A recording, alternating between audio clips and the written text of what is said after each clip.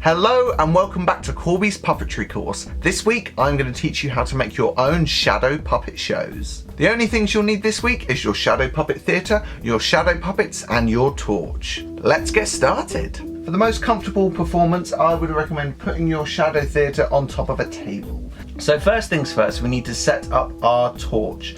Now you can just lie your torch on the bottom of your theatre like this, but what I prefer to do is get a little box or some books and just pop the torch on top of that. Now this is because we want our light source to be in the center of our box, and then we get really nice shadows coming front on. I'd also recommend you turn all other lights off so you get a really nice bright screen. If you've got other light sources coming on the front of your screen, it will dull your shadows. So the best thing to do is turn off all of your lights. However, if it is daylight or there are a few lights on, you should still be able to get some nice shadows anyway.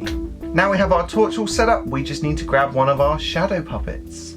Now there's a few different ways of performing these shadow puppets, and they're all based off of which direction you perform. So you could have from behind, you could have from above, or you could even have through the side.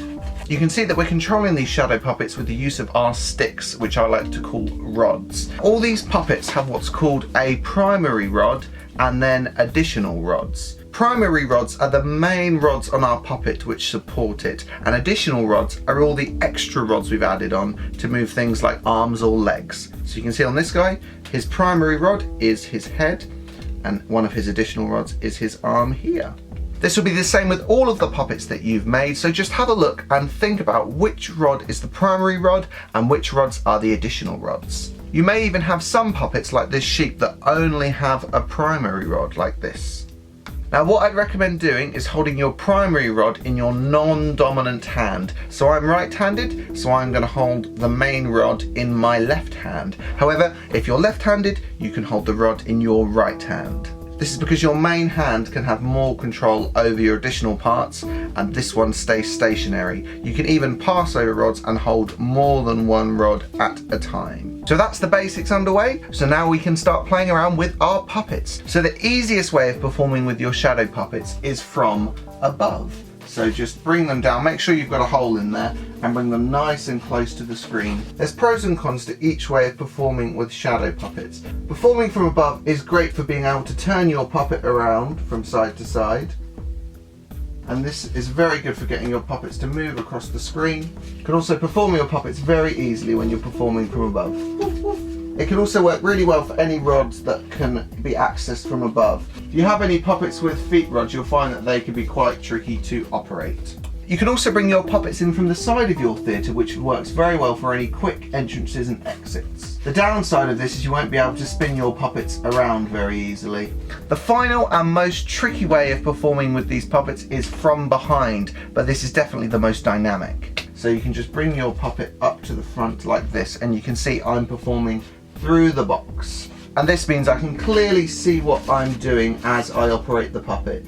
Have a little play around with what it looks like. You'll see that the closer you are to the screen, the more crisp the shadow will be, whereas if you come away, it will get blurry and fade. And you might get some cool effects out of this. Now, performing from behind gives you lots of movement. You can move across the stage really, really easily, and you can get lots of different movements with your rods. The downside of performing like this is your hands can quite easily get in the way of your torch, so you've just got to make sure that they're out of the light. You also won't be able to spin your puppets. You can also perform spins and tricks like this. Now I've shown you the different places you can operate your puppet from, now it's time to see what our puppets can do. So I like to keep my shadow puppet work quite simple, with the puppets being quite jumpy and characterful. Unless you've done it on purpose, these puppets will not have mouths. So when we get them to talk, we need to make sure that they are moving to be expressive. So they might say, "Oh, it's so nice to walk in the nice summer breeze. Oh, yes, yes, yes." We also want to make sure when we move these parts that they stay flat. We can sometimes accidentally pull the puppet back like this, and that makes it look quite bizarre, so we want to make sure it's always flat. Now for walking, I'd recommend using a nice little bounce. You can also quite easily have more than one character on stage at a time. So there's lots of options for telling lots of different stories with lots of characters. I find the best way of learning with these puppets is just getting stuck in and see what you can do and what you can't do with them. You can keep it simple at first by just using puppets with one stick, and then you can work your way up to using puppets that are a little bit more complicated, like this one here. So now we've gone through our shadow puppets, I'm going to show you some shadow effects. The simplest of these is with your torch. So you can actually pick up your torch and move this around to change the light inside your stage. Now I like to use this with a little bit of a spotlight effect. So you can see I'm holding the dog over here, but if I zoom the light in, he can't be seen, and then you can bring it down and look, you can see a little dog, and then he can wander away, and then you can grab another puppet quickly as the torch goes over, and there'll be a sheep over here. This can be great for introducing any of your characters or your backgrounds. And then when you want to introduce your full scene, you can bring the torch out and place it on the box, and you'll have a scene. Now I like to use tin foil to get some cool patterns on our screen. So tear a little bit off. You want to scrunch this up a little bit, but not too tightly, as we want it to reflect off the shiny surfaces.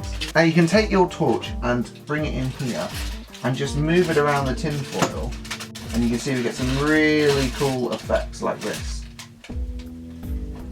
If you had more than one person, you could have one person playing with the tin foil while one person used the shadow puppets, and then you'd get some really dramatic scenes. If you have any lighting gel left over, you can use this to change the colour of your whole scene. So if you pop one of these in front of your torch, then the whole scene will turn blue, and you can get some really cool effects. So if you've got a blue, it might look like the night sky, or if you've got a red or a green, it might look like someone's evil lair. Have a play around by putting the colours in and see what it does to your scene.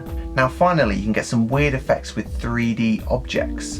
Now what I like to do is place any objects I might have on here, and you can move your torch around to get some cool ambient effects. Have a play around with different things you might have, because the shadow will look different to what the object is. You can see I've got a bottle, a Lego set, and a comb, and you can see on the shadow screen it looks like this weird sort of landscape. You don't know quite what's going on, and you can move it around to get lots of cool effects. You could build a whole city out of this and move your torch across to get some cool landscape effects. Well, there we go, that's the end of this tutorial. I hope it's been useful for you. I hope you have lots of fun playing around with your shadow puppets. Now make sure you join one of our Zoom sessions on Tuesdays 6 till 7 or Wednesdays 4 till 5, and you can show me the sort of things you've been up to. I can't wait to see, so I'll see you then. Bye bye.